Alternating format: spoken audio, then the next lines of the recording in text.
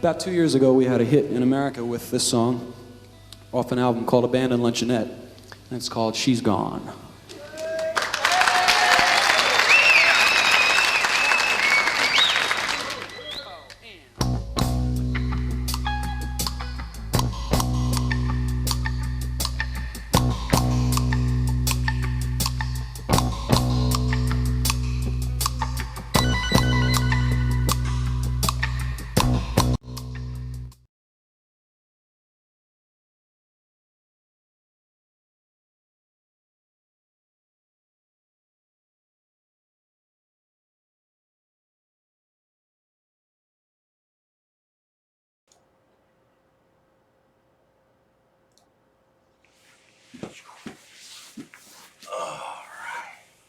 It's also really loud there. Hi, Lauren. We'll just have to talk louder. What's up, everybody? Welcome to another stream. As you see, we have a returning guest. Yes. It's good to be back. Platinum Queen. Is that what I get to be? Or Queen Platinum, what would you prefer? I don't know. I'll have to think about that. Queen Platinum sounds pretty good. Okay, Queen Platinum. So there you go. So I hope everybody had a good week.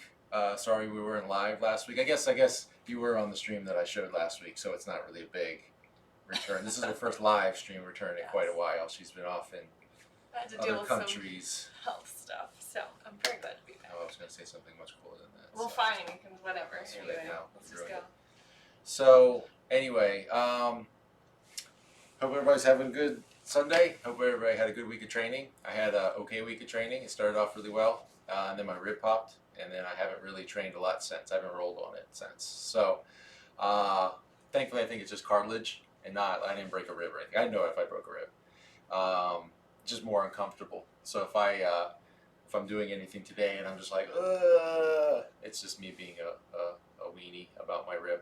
But I'm planning on getting back to training tomorrow, so we'll see how that goes. If anyone else out there has had any rib things, you know they don't get better quick. They generally take a little bit of time. So aside from that, we'll start to get into it. Hopefully everybody can hear me. I did reconfigured some of my stuff here, so hopefully you can hear me okay. I'll probably end up screaming at the camera like I generally do anyway. So hopefully you can hear me. If you can hear me, maybe type in chat, hey, I can hear you, whatever, or sounds good, or whatever. I think there might be a way for me to turn, actually I don't know if I can turn the mic up anymore, but I can knowingly speak louder if need be. But anyway, so let me know if it's hard to hear. Aside from that, we'll get into it. So what I was going to get into this week, I kind of posted something on my Instagram asking if people wanted offense, defense, and stuff. In BJJ, do you train takedowns like how wrestlers do? You can. Awesome, thank you, Lauren. You can. It really depends on what works for you, in my opinion. If you're doing a lot of no-gi without the gi and stuff, then wrestling takedowns are probably the preferred method of working takedowns. They also will work in gi, but the problem is with the gi, that can create a whole slew of problems with the grips and everything, and that's where you get more into the judo mindedness of takedowns. Every wrestling takedown really works if they don't have grips on you. If they don't have a collar grip, they don't have grips on your like the material of your gi. The problem is, as soon as they have a grip on your collar, or as soon as they have some kind of grip on your sleeve, then if you go to double leg them or a lot of the typical wrestling takedowns, they have a lot more control of where you're going. And I'm not saying they don't work, because they'll definitely work, but you have to adjust for that. So if you're going to do a lot of no-gi training, I would suggest wrestling takedowns 100%, because everything translates. If you're going to play a lot of gi or working with a lot of gi, I would also focus on judo type takedowns. A lot of like the throws with the gi, trips, things like that, because they're going to be things you can set up a lot. What's up, Rob? Nice to see you. Welcome. So Daniel, that's my thoughts on that. So In MMA, I noticed wrestlers have an easy time taking people down than in a BJJ fight. Yes. Pretty much in MMA, there's very, very few. You'll see it every once in a while where people will use different types of judo, like themed throws in MMA, but very rarely because a lot of the judo type throws require gi grips. Gi grips where you're getting a grip here, and stepping in and turning this under and using it to get under and flip them and all that kind of stuff. And in MMA, you're not going to have any of that. If you were going to be training MMA and you're focusing on your jiu-jitsu for MMA, I would focus almost 100% on wrestling-based takedowns. But you have to be careful too because, a lot of those wrestling takedowns, if you watched the Ben Askren, oh God, I'm blanking on the guy's name. Mastavel. I'm going to say his name incorrectly. If you watch that fight, Ben Askren's going in for essentially a wrestling double leg takedown, but in those kind of takedowns, you can't get kneed in the face, and he just got kneed right in the face and into the stratosphere. So you have to be mindful of that. So tie-ups and trips still work in MMA and in no-gi jiu-jitsu as well. But in MMA, you have to focus on the fact that people can kick you, knee you, punch you in the face as you're coming in. So the setups are what's important in that case. So what we're going to get into today, what we're focused on, and that's great questions, Daniel. Thank you for asking those. Hopefully it answers what you're looking for there. Speaking to one of my training partners yesterday, who competed in Brazil. I'll give a shout out to Lauren. She's been on our stream here a couple times and helped with that. She went down to Brazil like 10 days ago by herself, first trip down there, and competed in 2 events. She got silver yesterday at, I can't remember the name of the event. She could probably type it into the chat here or whatever. It's like the something Americano or whatever. I don't know. It's the South American something big.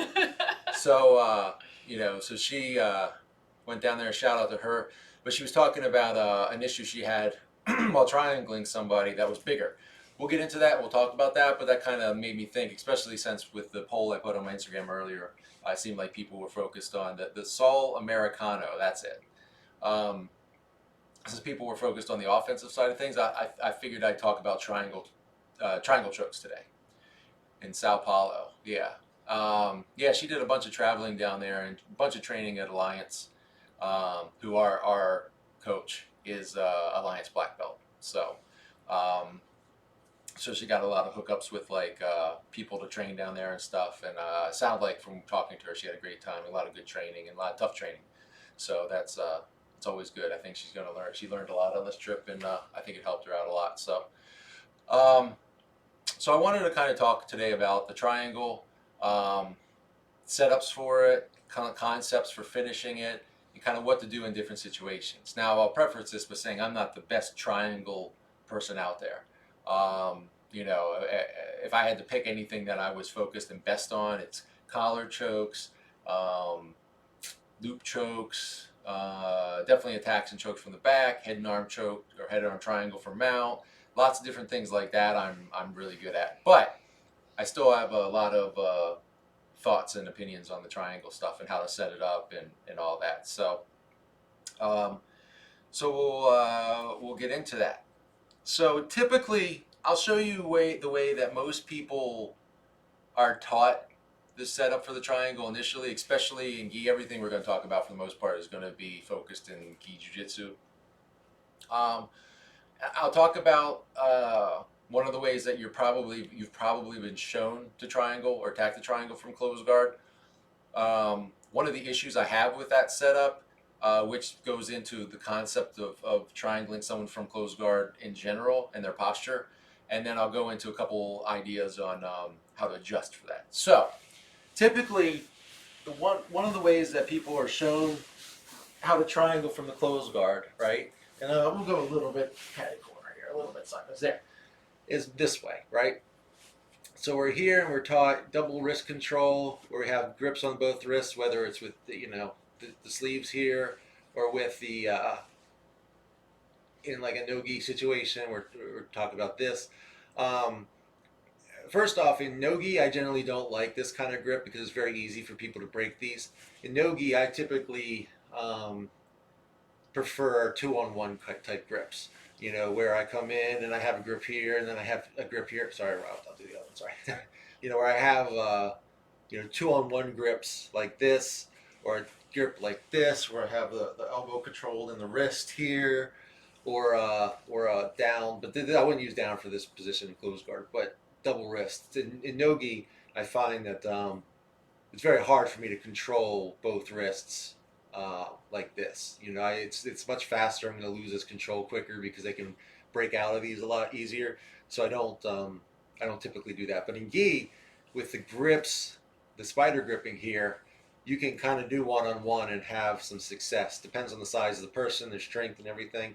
But if you get in people's grips here and they're pulling away and stuff, it's going to give you a lot of different options. But so the typical way that people are shown to triangle from closed guard is kind of this push-pull mechanic with the double wrist grip, where essentially I'm pushing in to their chest, pulling with this one, and elevating and getting my knee, the cup of my knee, kind of around their neck, and setting it up like this. Then I have my foot out here on the hip. I can turn the angle and get this, and then go across.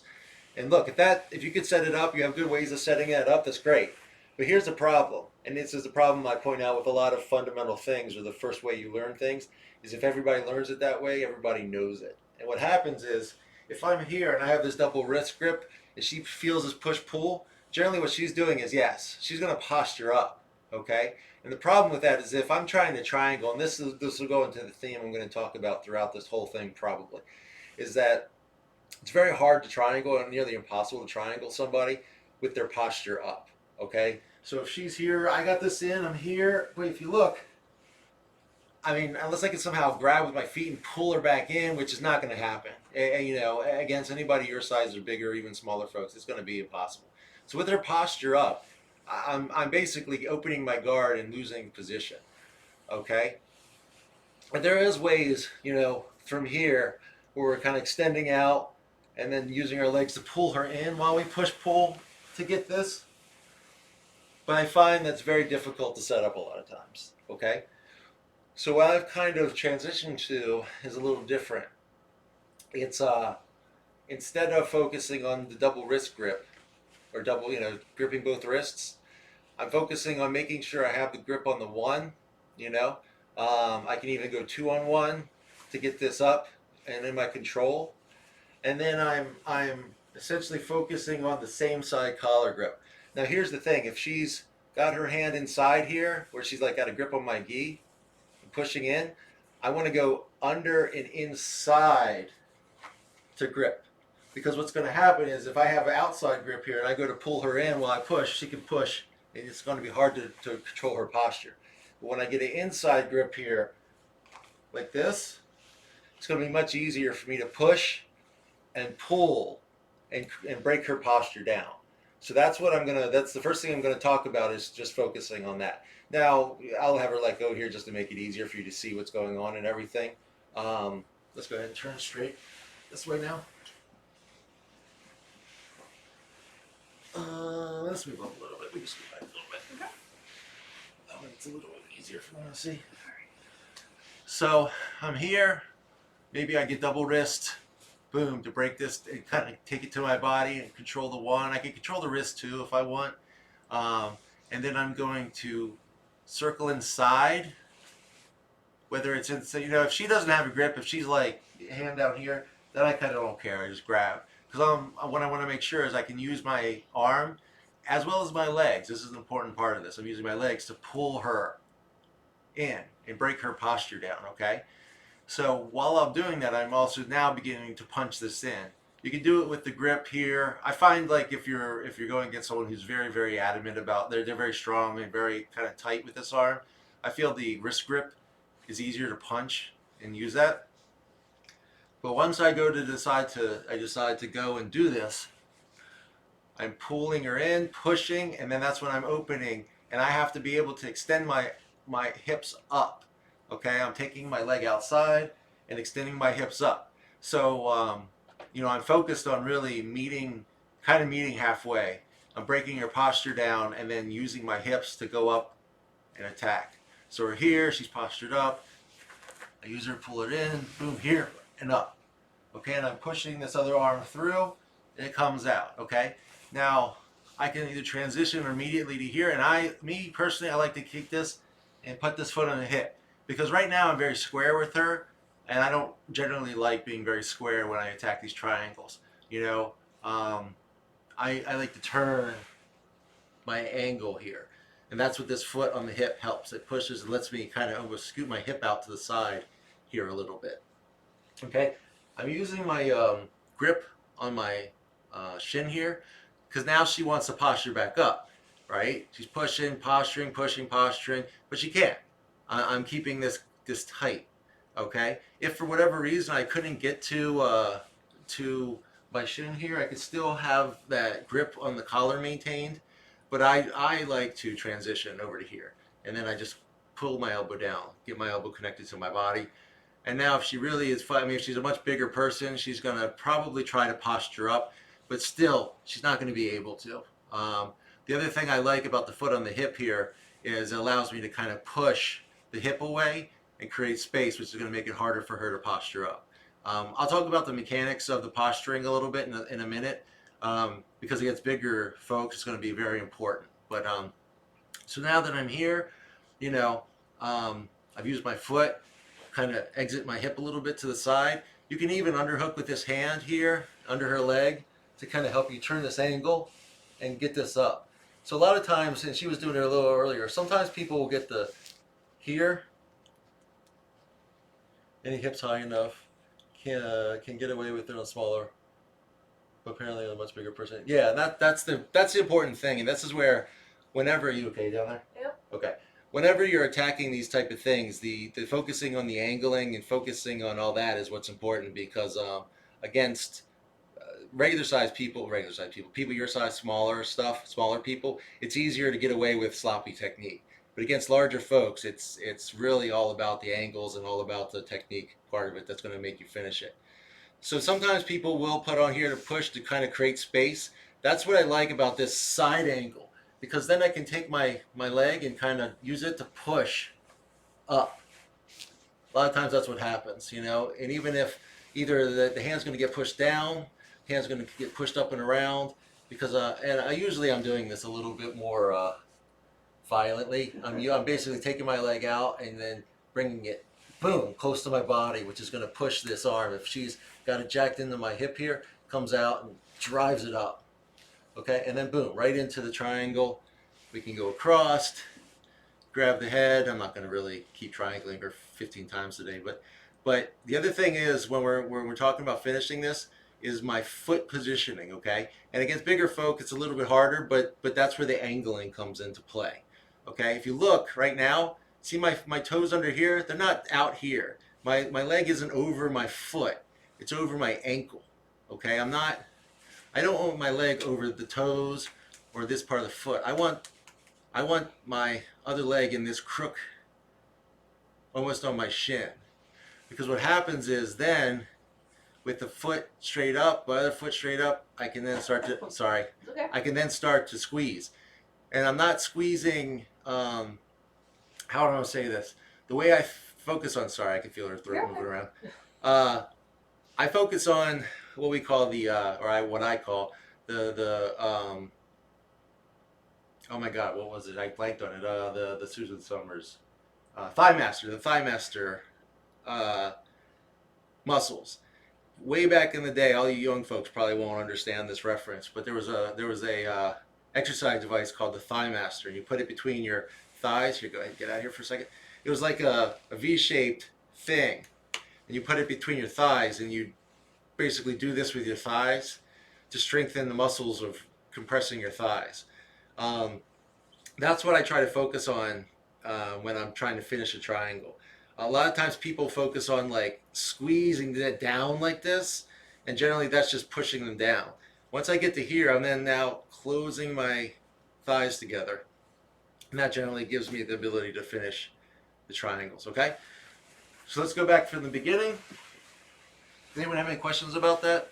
Anything in there? I'm going to go over it again. So If you have any questions, just go ahead and throw questions in there in the chat. So I'm here.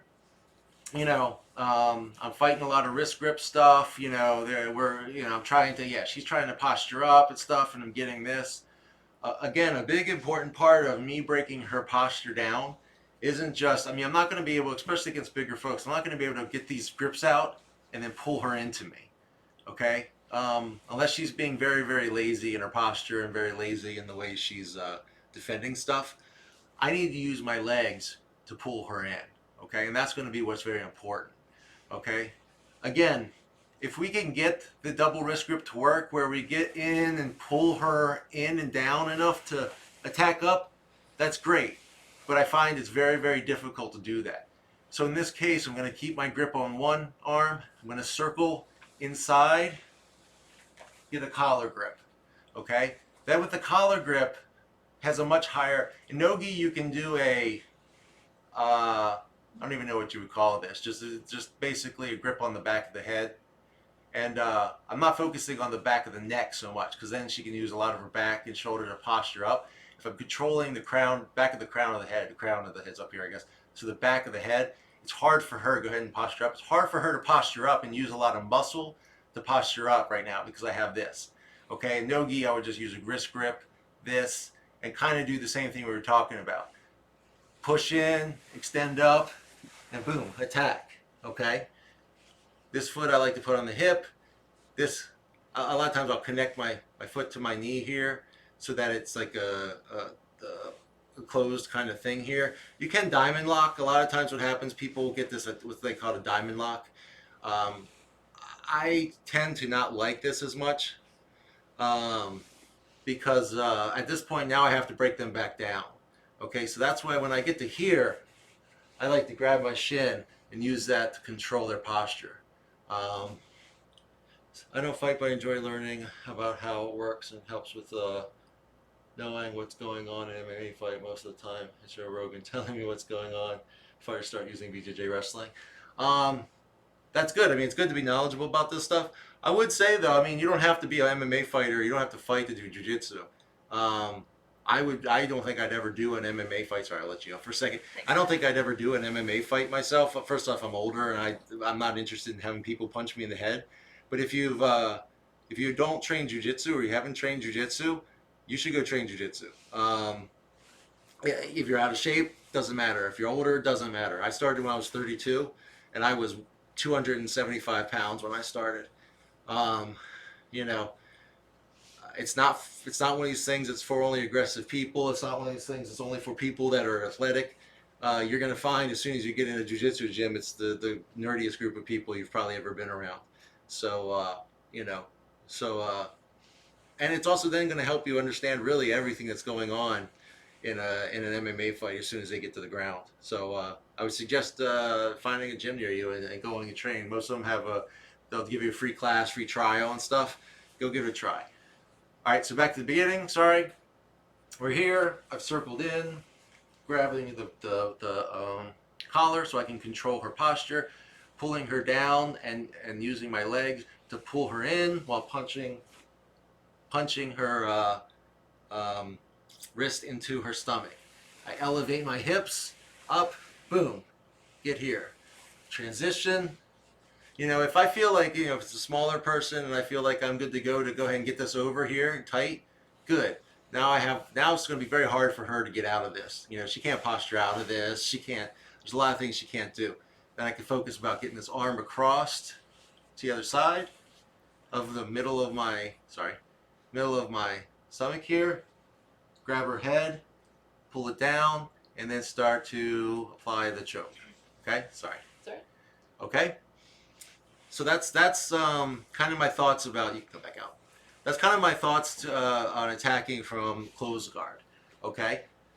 That's just one way of setting it up, okay? I'm going to show another way of setting it up from a different kind of positioning. And then I want to talk about a couple things that will happen once you get them in the triangle, because this is going to happen to almost everybody, okay? So just another thing, look, there's a million different ways we can set up triangles from closed guard, open guard, all types of stuff. One of the other ways I've seen recently that I like, and I've been playing with a scissor variation of it, and there's also this butterfly variation, is this. Let me show you. My pants are a little tight here. So let's say we're in a butterfly guard, right? You can come up this way. Butterfly guard, opponent's on our knees. Let's go ahead and scoot back a little bit. Yeah. So we're here. I'm playing kind of like an open guard. This can come from an open guard situation too. I like butterfly type guard stuff where I have these hooks under them. It allows me to elevate and do a lot of different things. And he has monkey feet. So. Yeah, and I have very agile feet, so it's playing to some of my strengths. But one of the things I talked about earlier was how I like 2-on-1 grips, especially in no-gi. This attack will work in no-gi great, but it also works in gi. So let's say we're here and I'm playing this game. This will be perfect. She gets a grip. I break it. I have a grip on the wrist here, whether it's under or over. I kind of like over in this situation. And I have a grip on the tricep, okay? When I'm having this type of grip, what I try to shoot for is I'm not letting her kind of have a straight arm. I'm pushing in with this part and pulling with this, okay? And there's a lot of things I can do. I use this sometimes to kind of do kind of like an arm drag type situation where I don't want to pull her on her face, but you know, where I kind of scoot my hip out here and drag, boom, to start attacking the back. Or here's another thing you can do, and this goes right into our triangles, okay? So I have this. So one of the things you can do, and I've used this a lot in this situationing, is I'm going to put my foot on the hip here. This foot here goes on her hip, and then I'm going to kick here to kick the foot at the knee back, okay? So you're going to see her natural reaction. If she doesn't put her foot, don't put your hand down. Okay, sorry. Once I kick this leg out, if she doesn't put her hand down, this is what happens. She falls down, okay? Which then allows me to come up, start taking her back, do all types of things. So what happens and what people do, and most anybody's going to do when you kick out that, is you kick this out, they're going to put that arm down the base. This gives me, especially because I have a grip to pull her back into me, this gives me a great opportunity now to take this foot out, over, and pull back, boom. And we're exactly where we ended up before. My foot comes here, it's on her hip. I'm keeping my leg tight. Let me talk about this detail a little bit. Let's turn around here. Which way? Head that way? More this way. Okay. Like a little. And we'll go back to where I have the triangle in. Okay, so here. One of the things that I want you to really pay attention to is when I have this foot on my hip, my knee is never pointed outwards. Okay, as soon as I get this foot on the hip, I want my knee pointed straight up into the sky. The reason being is because if I leave a bunch of room here, it gives her room to get this arm back in and stuff. And what I want to do is I want to compress this space now. A lot of times it's, you know, even here where I put the heel of my foot kind of over top of my knee or my shin here, so I can keep this pinched in. Because it also, if I can't for whatever reason reach my shin, she wants to posture up. It's hard. She has to really posture up through all the power of the weight of my legs and my legs pulling her in. Against a much larger opponent, I'm going to have to transition this pretty quick. I'm not going to be able to keep them from posturing up forever. But that's where I can use this and this pinching to come in, get myself up, and then grab the shin, okay? And that's when I can then stand out, turn my hip out, and get this over, okay? So that's just another detail I kind of wanted to point out there is I'm not just sitting here with my foot on the hip lazy, because as soon as I get lazy, this arm here gets in, and now, yeah, and see, she can start to create space and push this down, and then every time, and this is what happens, this is going to happen to you. Go ahead and back out of this for a second. Here's what I want to talk about a little bit next. So it seems like a good time to get into this. Especially against much bigger opponents, as soon as you get this triangle locked up, whether it's here where we have the foot on the hip and we have this across and this, if you see right now, I'm pretty flat and she's pretty far back in terms of where we are. This is what I'd like to maintain, because it's almost like she's laying down. I mean, she's obviously not laying down because she's on her knees, but she's more flattened right now, which is going to make it easier for me to do all the stuff and finish the triangle. The problem is against much larger opponents, and against any opponent really, what they're going to end up trying to do a lot of times is stack you up. So they're going to come in, you can go ahead and come into me, come in and they're going to start to stack you up, right? And now it makes it very hard for me to transition my legs. I'm kind of all squished up here, okay? Even my foot on the hip becomes difficult because I'm now, my butt is like my lower back's on the ground, and this is when I'm straight into them. You know, if I'm turned out, this isn't as bad because I can still, but the thing is, if you look, the angle is tough. And if she starts to push in and do this. Anyone who's tried the triangle, what's up, facility? Thanks for joining us. Anyone who's tried the triangle, folks, has probably had that happen because that's a natural reaction from the person that's getting triangle. They're going to stack you a lot of times. And this is one of my videos that's on my YouTube page now. There was one of our streams before. This was a problem I had for a very, very long time, much longer than I should have had it as a problem, where I couldn't finish triangles. I could set up triangles, I could get to the position, but I'd always get past. I'd always get stacked and I couldn't finish. It was because I wasn't focusing on unstacking myself. Oh, J Bear Queen's here. That's the woman that's asking us about her dog all the time. What's up, J Bear Queen? So, one of the things I started to focus on that helped me really improve my finishing potential from triangles was this.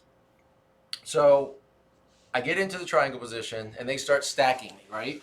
So let's go back down that way. Like move scoot back because we're gonna be scooting back towards the wire. So we're here. I got the triangle set up here. Whether it's with the grip on the, let's just say we have the grip on this the shin here, you know, and I'm keeping this all pinched up and tight, and she starts to stack me, right? What I want to think about is this: shoulder walking backwards. Now, obviously, I'm going to put a lot of weight on your shoulder. It's going to put a lot of weight on her shoulder when I do this, and this is what we want, okay? But I don't want to get folded back up. I want to keep, and using this foot on the hip helps, so I can shoulder walk away. Sometimes they'll fall over, you know, whatever. I want to keep shoulder walking, and then basically the flatter they are, the better, okay? And one of the things I can do to prevent them to continue stacking me is this. So let's go back there. Once I've shoulder walked back enough to get her flattened out, I want to use my forearms as frames. And what I mean by that is this. So I have the grip here. I'm using kind of a framing here, and I'm framing my other arm on my other leg. So what happens is as she tries to push me in and stack me up more, it makes it much easier for me to continue to shoulder walk because I have this framing here that's keeping some distance here, okay? Once they start to, yeah, and see, I can start to do this. And then once I feel confident enough that they're flattened out enough and I'm no longer stacked, you see how flat my back is right now? This is when I would transition to here and then start to attack to finish the triangle, okay? Sorry. You okay? Yep. Okay. Again, same thing. Even if I get here, I can then still maintain these frames. I'm trying to control her head. And let's turn towards the camera a little bit so they can see what I'm talking about. Sorry. Her neck's going to be sore today.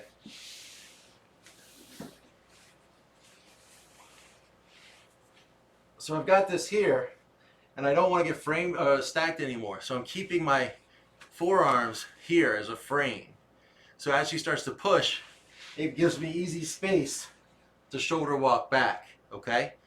And when I'm ready to finish, one of the things that I've really started to realize is for finishing this more and more, sorry, I know it's uncomfortable, is creating that angle, okay? See how straight I am right now?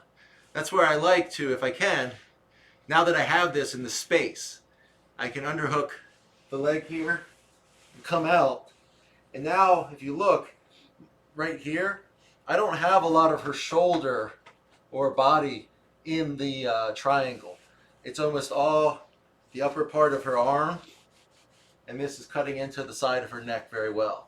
So boom, I have this, and then with this underhook I can start to squeeze and finish. Sorry, I also have our attacks on the arm here as well. That's always an option. Sometimes with the triangles, if for some reason we're not getting a good angle, I think that'll probably be it for that triangle, at least for right now. One of the things to always remember is you have a good options to attack the arm as well. That arm is in there. You know, funny enough, one of the ways you can really finish people, I guess I lied. It doesn't have to be a hard triangle. So if I have a triangle set up here, but I can't seem to get it, sometimes if I just put my hand on the outside of her arm here and start to push this, eventually you get a tap because it's almost like an Americana. We can go under here, cup. I don't want to grab the material, I want to cup the tricep, pinch the arm here, and if I can make sure I have the thumb kind of trapped upwards, I can then start to extend up and push into the arm here, pinch even, and attack an arm bar here. Sorry, your face is turning very red. Yep. Sorry, okay. All right, we'll give her a break for a little while. So, you have a lot of options to attack the arm and attack Kimura or Americana type positionings, straight arm locks from that triangle position. Obviously, you know, if we can finish a triangle, it's going to be good, especially if, you know, if you're thinking about like a real life situation where, you know, you can break someone's arm and they still want to stab you. You put them unconscious, they can't do anything. So, you know, the choke is probably the better option. But, you know, I'm not focused, especially, I don't know, if I'm in a real world situation where I'm fighting somebody and I end up triangling them, I probably made a mistake at some point because I generally wouldn't want to be on my back in that situation. When someone can punch me, when someone can lift me and slam me on the ground, you know, triangle is not going to be my first option. But sometimes we're in situations where we don't control that, so we got to go with what we can go with. So that's a lot of the thoughts I have on terms of triangling from the closed guard. Like I said, there's a million different ways. That's what's great about jiu-jitsu. There's so many different ways that you can set up transitioning to these triangles from those positions and attacking however your body lets you, whatever feels right. If you're having trouble, because like I said, I have pretty agile legs and flexible legs. If you're having trouble with the locking up, if you're having trouble with the positioning, most likely it's your hips. Shrimping your hips out. You don't want to be square in front of them when you're triangling. You kind of want your hips out to the side. If you have, you pull guard and fight once, felt like it was the best option because the floor is covered with water and ice. Why are you fighting people in an ice ring? You weirdo. And here's the thing. I mean, look, at the end of the day, if you're fighting against someone who doesn't train any kind of combat, anything, you know, you're most likely going to be able to handle it from whatever position you're in. The reason I don't like triangles and things like that is if I'm fighting a big dude, you know, nobody needs to know a lot of combat training type stuff to lift me up and slam me on the ground. That's going to be something that they do all the time. That's not any dummy is going to do that, especially some big muscle bound, you know, freak idiot. They're going to probably lift you up and try to slam you on the ground. And if you don't let go of a triangle or underhook their legs so they can't extend you up, you're going to be, I mean, watch when Rampage Jackson was fighting in Pride. I can't remember the name. I think it was Shogun Hua's brother he was fighting. And Hua had a triangle on him. And he just lifted him up and just destroyed him, slammed him right. Arona, that's right. Go look up Rampage versus Arona, the end of that fight. That's what happens when you don't let a triangle go when someone's lifting you up. I think Rampage's head kind of smashed him in the head too. But look, in a real deal fight, first off, you're not getting slammed on a mat. You're getting slammed on concrete or ice or whatever. It's going to be terrible. So either know how to underhook the legs so that they can't lift you up, or let go and transition to something else because you're going to get slammed right into the ground. So, so that's my thoughts from closed guard, some open guard stuff, and finishing the triangle from that position. I am going to show one more thing, another way to get into triangles. To get to a mounted triangle, we're going to go from side control. Okay. You can also use this from half guard. I'll show the half guard part afterwards because you'll understand concept a little bit better. But side control. So I have someone in side control. If you know they're go ahead and lay this way with your head that way. So I have her in side control. You know, typical side control, boom here. So what most of the time people are going to do is, you know, we're taught frames. Create frames so you can create space, okay? So what I'm going to do is I'm going to take this, start grabbing, and pull the gi out here. Now, typically in matches and rolls and stuff, I work on getting their lapels out before we get to these spots. Because if I'm here and I start getting this out, I'm kind of I'm telepathy. I'm telegraphing. That's what I meant. Okay. I'm telegraphing what I'm doing. I'm telepathically telling her what I'm doing. Sorry. It's my fault. Sorry. My shoulder pressure is just too terrible on her. What my terrible moves. So, you know, if they feel me pulling this and doing a lot of stuff, you know, they're going to be more cognizant of what I'm about to try to do, okay? So that's why I try to get this stuff out ahead of time. But if you have a good side control and you're chaining a bunch of different things together, you can still do this without them either knowing it or without them knowing or being able to stop what you're doing. So what I try to do is I take this out and I pass it over top and pass it to my other hand here. So if you look now, her arm's trapped, okay? Now with her arm trapped, I still have to do a couple other things to make my chances of doing this better, okay? I want to get her turned to the side facing kind of you folks. And then I don't want this, see how her arm is in here framed on my hip? I don't want that. Because if I go to try to go for a triangle now with that arm down there like that, it's basically I'm not going to be able to get a triangle, okay? We're shooting for a triangle here. So I'm going to kind of push, I'm going to drive her, you know, I can drive her knee over, push through here, kind of turn her away. Use my shoulder pressure, turn her away. But the other important thing I want to do, let's this way. The other important thing I want to do is you see how her arm right here is on my hip? I need to go down and get under this and get tight. So now this arm is out. Now this arm is out of play. And that's what we're going to want for finishing this triangle, okay? So now that we're here, we want to start to shift our weight. Let's go back here. Yeah, it's just my finger. My finger is messed up. It's been messed up for a while now. So the thing is, now I'm going to take this leg here and I want to kick it over up to here, okay? But the way I'm going to make that easier for myself is by shifting my weight. Because right now my weight's kind of on top of her ribs here and I'm tight. I want to shift my weight up this way. Makes this leg very light. Makes it easier for me to either push this down so I don't catch her leg on the way over, or even post if I need to. And kick over, and boom, chop up. Okay, and we're going to a kind of like an S-mount type position here. The good thing about this, right, is that with this arm here, isolated like it was, we can attack similar arm bar that we were talking about before. You know, I can go here, I can cup the tricep, pinch my elbow, start to push forward and get the tap, or I can bring my knee up and fall back and then pinch and get the arm bar, okay? So that's a good option we have, sorry if your arm. But here's what happens a lot of times when we go for this, if we're attacking this. They're gonna start to come up to us, right? And come up into us. Well, guess what? Boom. We're right here. Thank you.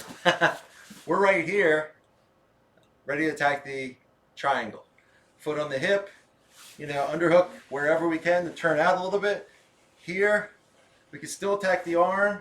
If they put it down here, we can start attacking kimuras, or just get the arm across and finish the triangle.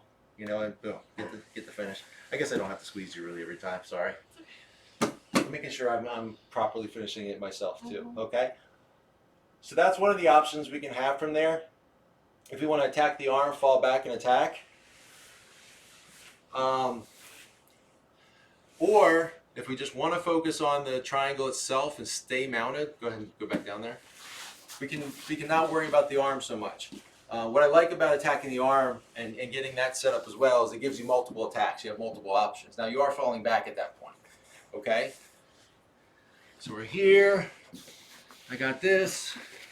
She's framing, and almost everybody's going to frame across your face. That's very rarely do people not put this frame here. So I'm going to use my face here, pop this across, and keep it tight. I don't want it out here because she's going to start to extend her arm up and kind of start to get it out, maybe. So I kind of pull this back. Sorry. I pull this back to kind of trap this. The tighter I can get it, the better. Okay? Again, going under, turning her over, and then I'm getting my knee in and driving up to isolate this arm out. Okay? We're here. Turn back a little bit. Shift my weight up so it makes it easier for me to get my leg across. Boom. I can lift now. If I want to just focus on mounted triangle, I can now lift her head up to cut this under and get the grip on my shin. Let's turn this way a little bit. Again, if you look, just like when I had the foot on the hip, I'm keeping my knees tight. I'm not lazily having my knee out here, which is going to give her space. I'm tight. So here, I have this grip here. If you see how her head's lifted up? This is really what I want, because now I can drive forward, go over. Sorry. I'm trying to be nice to her. Drive forward, get the triangle, and then what I try to do, my calf's cramping up here a little bit.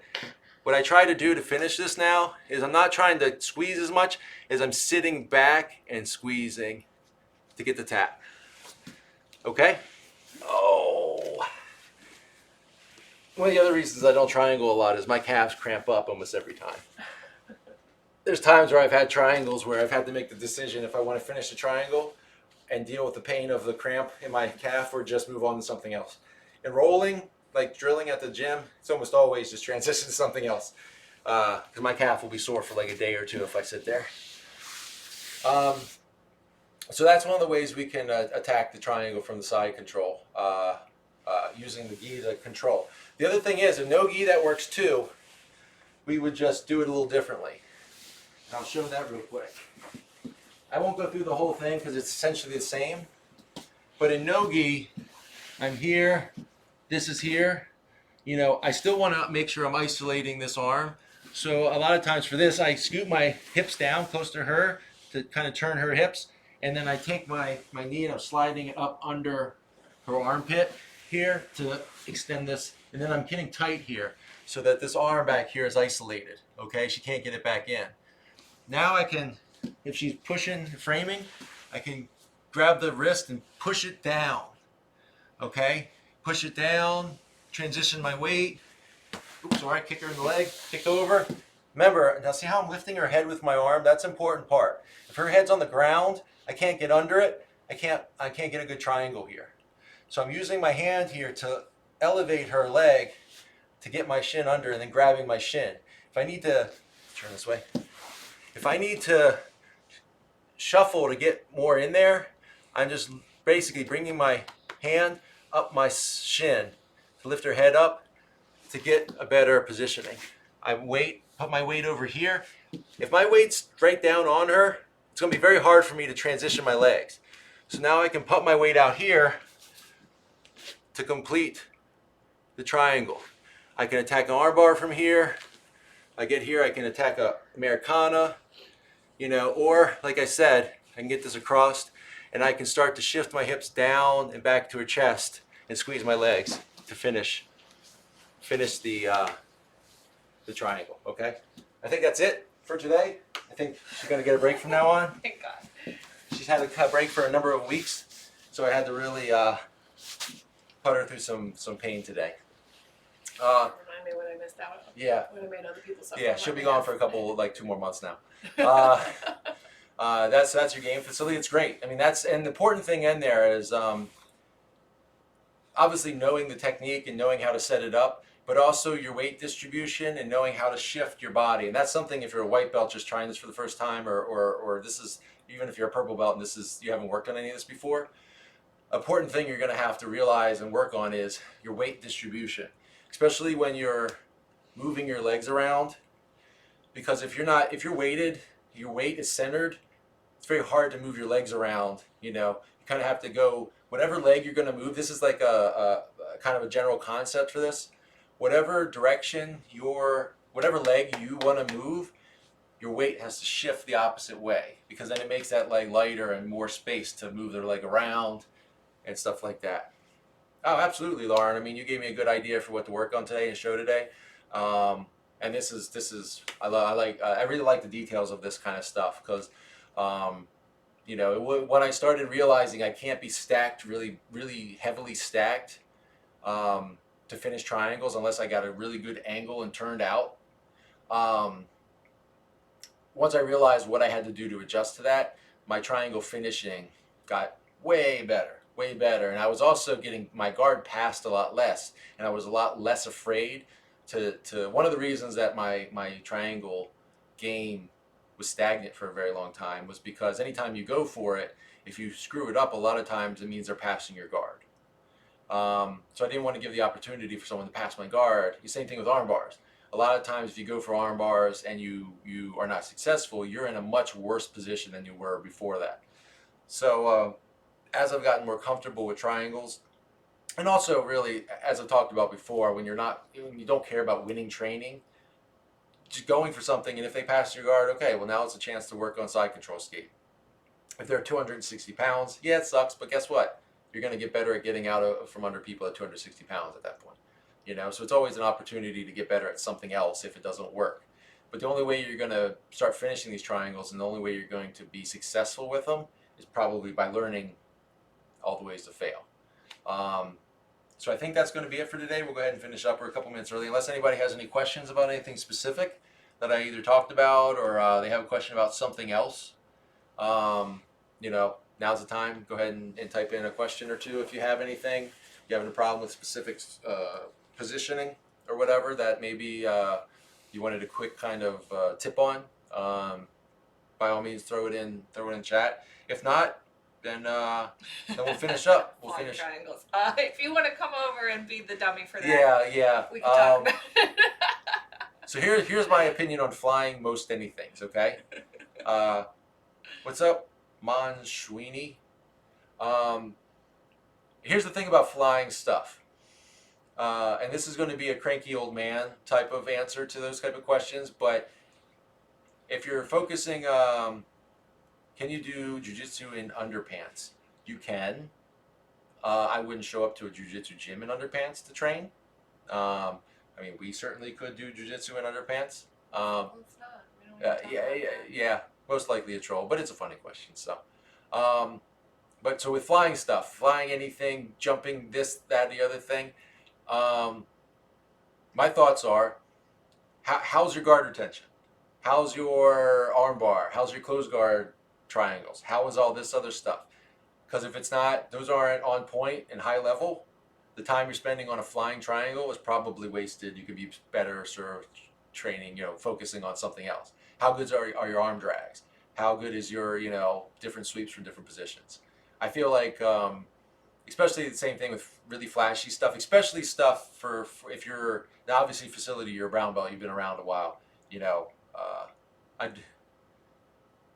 yeah. And it's funny because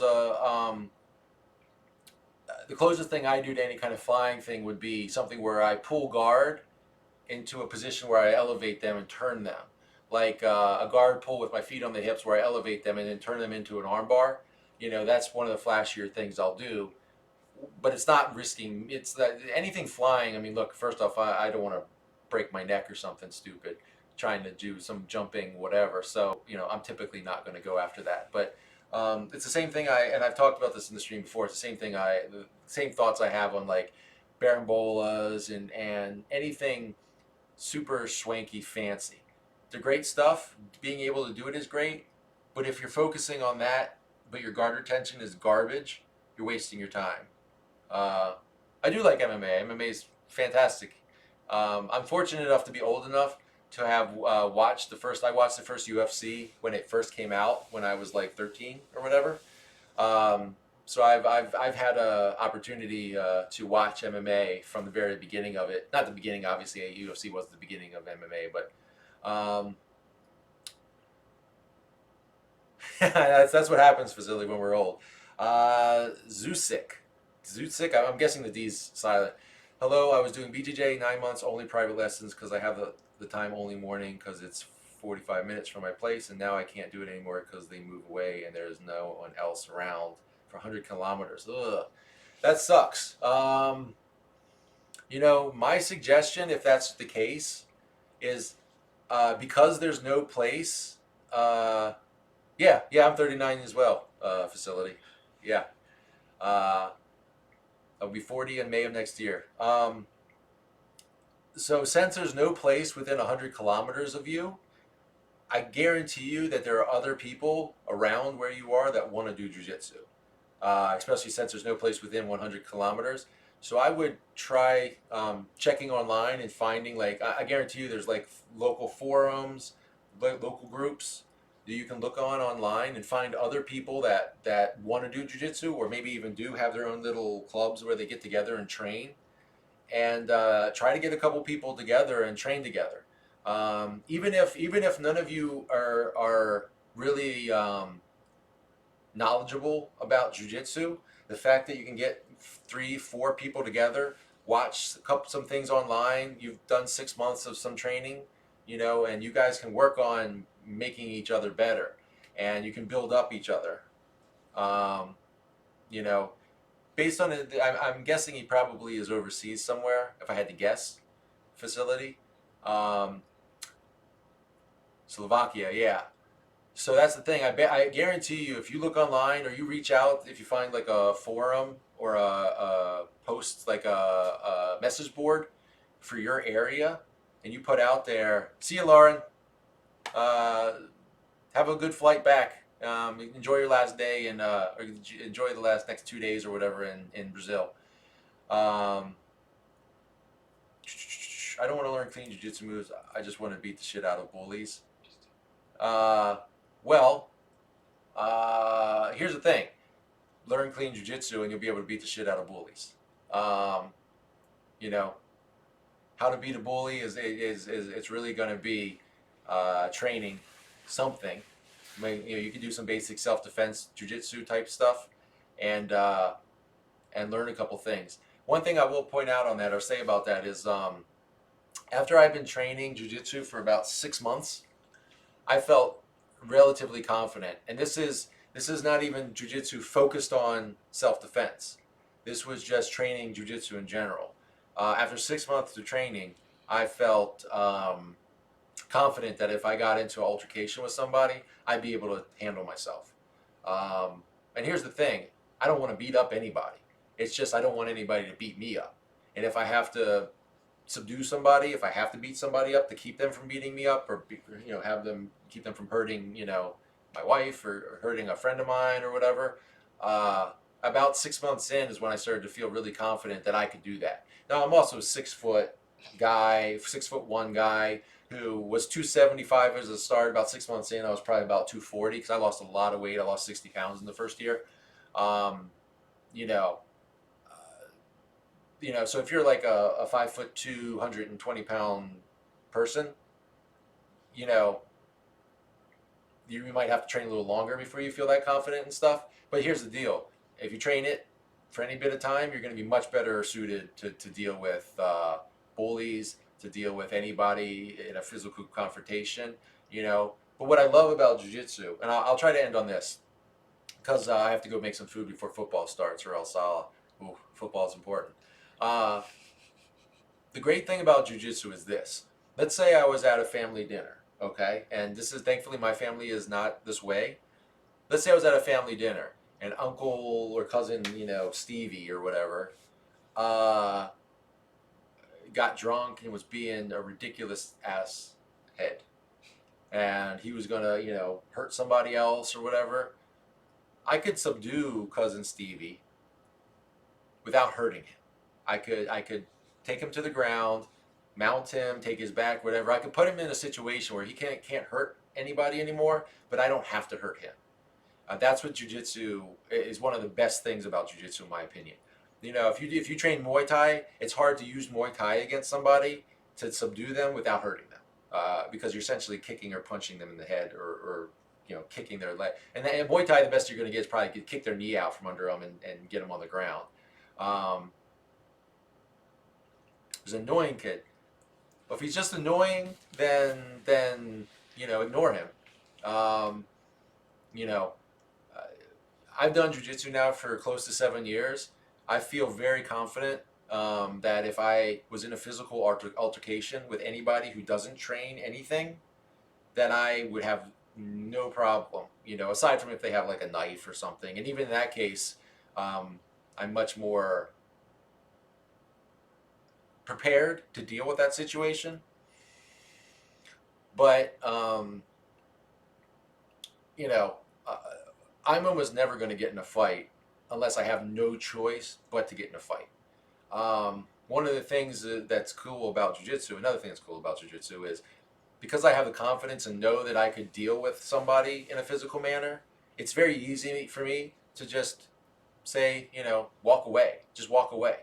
If they're talking a lot of smack to me, just walk away. Who cares? They're just talking. Yap, yap, yap. There's no like universal counter in the sky that's checking off how many times somebody got the last word against you or anything. It doesn't matter. Okay? If you can just walk away from a situation, you won. The only time I would ever plan on using my jujitsu or using my physical abilities against somebody else is if I had no other choice. They're attacking me. They're going to attack someone that I love. They're going to hurt somebody else, and someone needs to, step in and do something. Those are the only situations I'm ever going to use any of this against anybody. Anything else, if someone wants to talk smack at me, I don't care. It doesn't matter. I stopped caring what other people thought about me long time ago. And if if someone's talking bad about you or whatever, who cares? It doesn't matter. They're most likely saying that kind of stuff because they have issues that they need to deal with, and they're not. And that's what I would suggest everybody doing jujitsu would help. You kind of get over that ego nonsense. So Yeah, you lose that ego pretty quick. you will lose your ego very quick doing jujitsu. I've seen plenty of guys and girls, but mostly big, strong, muscle-built men that have come into a jujitsu class and got tooled up by someone half their size and then never came back because their ego couldn't handle it. What scares me is those guys that keep coming back because then they start to learn techniques, and then they start to learn how to defend themselves. And I'm not worried about them hurting me. I'm worried about the fact that now not only are they going to get good at jiu-jitsu, but they're also much bigger and much stronger than me. And that their technique, if they get good technique, it's going to be hard from a jiu-jitsu perspective for me to deal with them. But that's also what keeps me training and keeps me getting better. If someone sticks with jiu-jitsu and trains jiu-jitsu for a long period of time, I'm almost never worried about them using it for evil or bad, really. Because most of the time, if you're going to stick with jiu-jitsu and go, it helps you become a better person. If you're somebody that's aggressive and wants to hurt people, you're generally either not going to make it through jiu-jitsu, or you're going to kind of get that, I don't want to say beat out of you, but you're going to learn like, oh, I don't need to be that way. I have the ability to handle myself. I have the ability to protect myself. I don't need to go beat up people to feel good about myself, because you already will feel good about yourself. You're already training hard all the time anyway. You don't have time and energy for that nonsense anymore. It's not 100%. Every once in a while, I'm sure you get douchey guys or guys that have problems or whatever, but and I'm sure you can speak to this too. 99.9% of everybody I know in jiu-jitsu, have met in jiu-jitsu. I train almost anytime we travel places. I go and train at gyms around there, places I've never been, people I've never talked to before. And everybody, 99.9% is just amazing, awesome, cool people. All right, that's it. I'm going to go make some eggs. We're going to eat and then watch the Ravens hopefully tool up the Texans today. We'll see. I'm more nervous about this game than I've been for a little bit. So, awesome. Thanks for coming by, Facility. Thanks for everybody for watching. And do we have anything next week? I always say we'll be live next week, and then I forget we have something. I don't think we have anything. I don't think we have anything. Okay. So we'll be back next Sunday. Follow me on Instagram. Follow my YouTube page. I'm going to be doing some more Instagram stuff. I guess I should have said this before a lot of people left. But Have some pretty big announcements coming probably in the next month or two, jiu-jitsu related. I don't want to get into it too much now. I probably even shouldn't say silly things like this, but some big stuff coming up. So tune back in for that. Have a great Sunday, and we'll see you all next Sunday. Peace out.